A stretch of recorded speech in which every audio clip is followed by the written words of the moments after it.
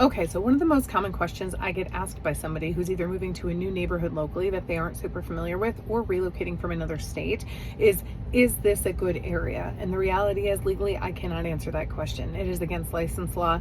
Any realtor who is going to answer it either doesn't know the rules or has some ethical issues. And so I would be very, very clear on the fact that it isn't okay for them to answer. What it is our job to do, though, is to help you find the resources to make that decision for yourself. And if I were you personally, I wouldn't want to base my opinion on a purchase that big, or excuse me, my decision on a purchase that big on somebody else's opinion of a neighborhood anyway, because we don't know what biases or things are going into their decisions on if a neighborhood is good or bad, which is exactly why that rule exists. So here's 3 things that you can look at to consider to help you kind of measure if you think an area is good or not. And your realtor can provide you with facts about an area and resources to find it, but cannot call an area good or bad. So one of them is crime rates and law enforcement presence. Use online resources like Crime Mapping or Neighborhood Scout, local police department websites, things like that. Pay attention to violence in the area versus crime rates, things like that. I definitely recommend driving through an area day and nighttime and just seeing kind of what it looks like, what it feels like. Do you feel safe coming home with, things that are going on in an area?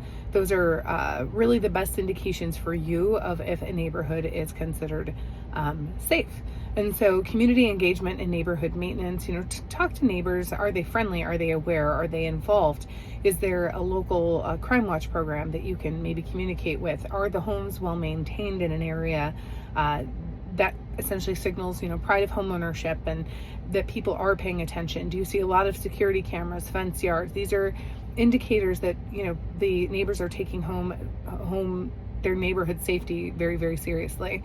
And then finally, activity levels at different times of the day or night. Kind of like I mentioned earlier, driving through an area morning time and nighttime makes a huge difference for you because it gives you a really good indication of what the neighborhood is like at different times of the day and how it feels for you to come home to a specific area. My name is Christina Irvine. I am a licensed real estate agent at Keller Williams Infinity in Naperville. Cover a pretty big area at about an hour and a half radius of my office. I don't do too much in the city though. But anyway, so if you want to reach out, please send me a DM. I'd love to get you a little bit more information about resources that you can use to determine if a neighborhood is good or bad for you.